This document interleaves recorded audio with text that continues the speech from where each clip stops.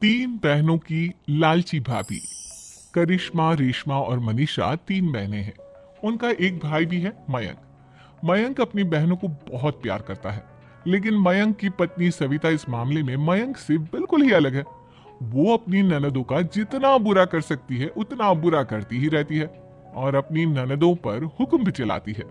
करिश्मा, करिश्मा, तुमने अभी तक नाश्ता नहीं बनाया? तुम्हारे भैया को ऑफिस जाने में देर हो रही है। हाँ भाभी, बस अभी बनाती हूँ। करिश्मा, तुम ये ढीलापन छोड़ दो। कल को पराये घर जाना है। वहाँ अगर तुम इस तरह से काम करोगी तो लोग क्या कहेंगे कि माँ ने और भाभी ने कुछ सिखाया नहीं। और तुम्हारी दोनों बहनें कहाँ हैं?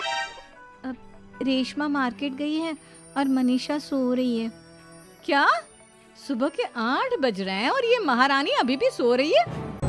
ये कहते हुए सविता अपनी सास दुर्गा देवी के पास जाती है। माँ जी, देख रही हो अपनी बेटियों के तौर तरीके? क्या हुआ बहू, सुबह सुबह क्या कर दिया मेरी बेटियों ने? अरे एक तो अभी अभी उठकर किचन में गई है, दूसरी सुबह सुबह बाहर चली गई और तीसरी अभी तक सो रही है। क्या करूं मैं इन तीनों का, मैं तो परेशान हो गई हूँ। जा जाकर उठा उसे और रेशमा से मैं बात करती हूँ। सविता सीधा मनीषा के कमरे में जाती है और उससे कहती है, महारानी जल्दी उठो, सूरज सर पर आ गया है। भाभी थोड़ी देर और सोने दो ना, मैं रात को लेट सोई थी। वो क्या ना, यूनिट टेस्ट चल रहे हैं। शराफत से उठती है या नहीं, या फिर पानी की भरी बाल्टी डालूं तेरे ऊपर? नहीं नहीं भाभी, मुझे बिस्तर में नहीं लाना, उठती हूँ मैं। मनीषा जल्दी से उठकर बाथरूम में चली जाती है। सभी आराम से बैठकर नाश्ता कर रहे होते कि तभी रेशमा बाजार से हाथ में सामान लिए आ जाती है। रेशमा को देखते ही सविता उस पर बरस पड़ती है। लो, आ गई महारानी।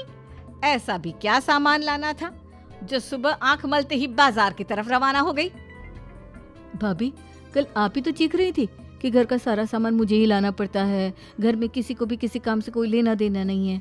अब मैं बाजार जाकर सामान ले आई तो आपको इस बात से भी तकलीफ हो रही है? देख रही हो माँ जी, अपनी बेटी की जुबान कैंची से भी तेज चलती है। और मयंक, आप तो कुछ कहेंगे नहीं अपनी लाडली बहन को। रेशमा, अपनी भाभी से ऐसे बात नहीं करते। चलो माफी मांगो। भैया, मैं क्यों माफी मांगू? आप भाभी से बोलिए ना कि हम पर कम हुक्म चलाया करे। हम इस घर की बेटियां हैं और आपकी पत्नी की ननद है, नौकरानी नहीं। लो कर लो बात। इनकी भलाई के लिए कुछ भी बोलो तो इन्हें बुरा लग जाता है। इस घर में यही इज्जत है मेरी। देख लो माँ जी, आपकी बेटी किस लहजे में मुझसे बात कर रही है। सविता वहां से चली जाती है। मयंक को बहुत गुस्सा आता है, वो भी वहां से चला जाता है। फिर करिश्मा रेशमा को समझाती है। रेशमा, तुम्हें भाभी से माफी मांग लेनी चाहिए थी ना। लेकिन दीदी, मैंने कुछ किया ही नहीं तो मैं माफी क्यों मांगू? हाँ करिश्मा दीदी, रेशमा दीदी जैसे ही घर में आई भाभी ही उन पर चिल्ला रही थी। हाँ, मैं मानती हूँ कि गलती भाभी की थी। मैं तो इसलिए बोल रही हूँ कि भाभी ने माँ को तो पूरी तरह अपने वश में कर लिया है। वो हमारी बात सुनती ही नहीं। मयंक भैया हमारे लिए हमेशा खड़े रहते हैं, इसलिए उनकी बात का मान तो तुम्हें रखना चाहिए था ना। कोई फायदा नहीं दीदी, कुछ दिनों की बात और है, भाभी उन्हें भी हमारे खिलाफ भड़का देंगी।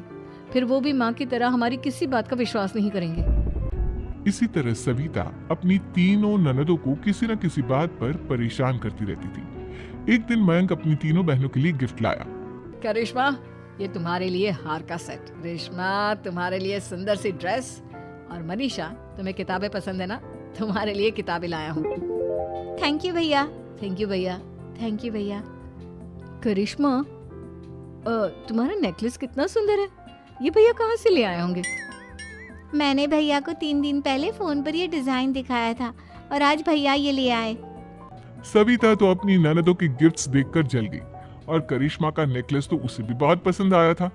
अपनी बहनों के लिए कितना अच्छा नेकलेस लेकर आए हैं, मुझे कभी कोई गिफ्ट नहीं दिया।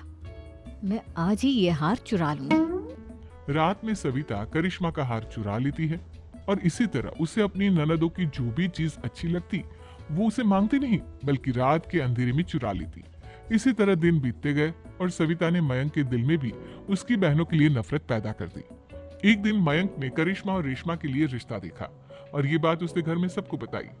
माँ, करिश्मा और रेशमा के लिए बहुत अच्छा रिश्ता आया है। वो लोग कल इन्हें देखने आ रहे हैं। आप और सविता मिलकर सारी तैयारी कर लेना। ये सुनकर करिश्मा और रेशमा खुश हो जाती हैं, लेकिन सविता सोचती है, अगर इन दोनों बहनों की शादी हो गई तो घर और बाहर का काम कौन करेगा? मनीषा तो एक नंबर की कामचोर है, उससे तो किसी बात की उम्मीद लगाना ही बेकार है। मुझे इस शादी को रोकना होगा। अगले दिन सभी लड़के वालों के स्वागत की तैयारी करने में लगे होते हैं। तभी मयंक अपनी बहनों से आकर कहता है, तैयार हो गई तुम दोनों? देखो दोनों लड़के बहुत अच्छे हैं, मैं कोई कसर नहीं छोड़ना चाहता, इसलिए तुम उनके सामने अच्छे से बिहेव करना और अपनी भाभी से लड़ने मत लग जाना। करिश्मा, तुम वो नेकलेस पहन लो ना जो मैं तुम्हारे लिए लाया था। भैया मैं बहुत देर से वो नेकलेस ढूंढ रही हूँ, लेकिन मुझे मिल ही नहीं रहा। क्या तुमने नेकलेस खो दिया? तुम्हें पता भी है वो कितना महंगा था? तुम कोई काम ढंग से नहीं कर सकती। मयंक गुस्से में वहां से चला जाता है। थोड़ी देर बाद लड़के वाले भी आ जाते हैं।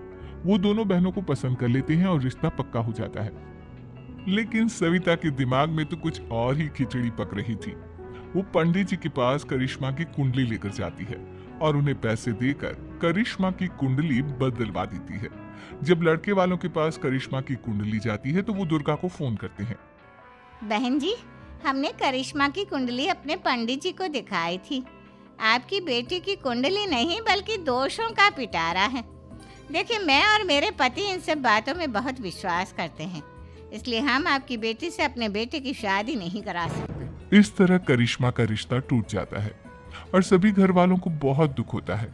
अब कविता सोचती है, चलो करिश्मा का तो रिश्ता टूट गया, अब रेशमा का भी रिश्ता तोड़ना है। क्या करूं क्या करूं? अब सविता आवाज बदलकर किसी अननोन नंबर से रेशमा के होने वाले ससुराल में फोन करती है। हेलो, मैं कौन हूँ कौन नहीं ये आपके लिए जानना जरूरी नहीं। बस इतना सुन लो कि रेशमा का 2 साल से किसी के साथ अफेयर चल रहा है। बस रेशमा का रिश्ता तोड़वाने के लिए सविता का इतना कहना काफी था। अब रेशमा का भी रिश्ता टूट गया। मयंक और दुर्गा देवी ने रेशमा को खूब खरी खोटी सुनाई और उससे बार बार उस लड़के के बारे में पूछने लगी। आप दोनों मुझे क्यों परेशान कर रहे हो? अरे कोई लड़का होगा मेरी लाइफ में तो मैं बताऊंगी ना। जब कोई है ही नहीं तो कहाँ से लाऊं मैं कोई लड़का? तो तेरे होने वाले ससुराल वालों को फोन किसने किया था? माँ मैं नहीं जानती किसने फोन किया था, मैं सच कह रही हूँ। मैं तो पहले ही कह रही थी इसकी लगाम खींच कर रखो, लेकिन मेरी सुनता ही कौन है। आप चुप रहिए भाभी, ये सब आपका ही किया धरा है। अब तीनों बहनों को विश्वास हो जाता है कि ये सब उनकी भाभी ही कर रही है। तीनों बहनें अपनी भाभी को सबक सिखाने के लिए एक वकील कर लेती है और घर में हिस्सा मांगना। देखो भैया, माँ बाप की जायदाद में जितना बेटों का हक होता है उतना ही बेटियों का, इसलिए इस घर के 4 हिस्से होंगे और हमें अपना हिस्सा चाहिए। मैंने तुम्हारे लिए क्या क्या नहीं किया और तुम इस घर में हिस्सा मांग रही हो? भैया, आप और माँ हम बहनों की कोई बात नहीं सुनते हो और भाभी हमारी शादी नहीं होने देगी क्योंकि उन्हें लगता है कि आप हमारी शादी में ज्यादा पैसा लगाओगे और उन्हें हम जैसी फ्री की नौकरानी कहाँ मिलेगी। तो हम भाभी के साथ तो रह नहीं सकते, हम बहनों को अपना हिस्सा चाहिए। अरे तुम्हें शर्म आनी चाहिए अपनी भाभी पर ऐसा इल्जाम लगाते हुए। वो तुम्हारे बारे में कितना सोचती है। हाँ माँ, भाभी हमारे बारे में बहुत सोचती है। दिन रात बस यही सोचती रहती है कि किस तरह से अपनी तीनों ननदों को परेशान करूं और कभी मुझे पढ़ने भी नहीं देती।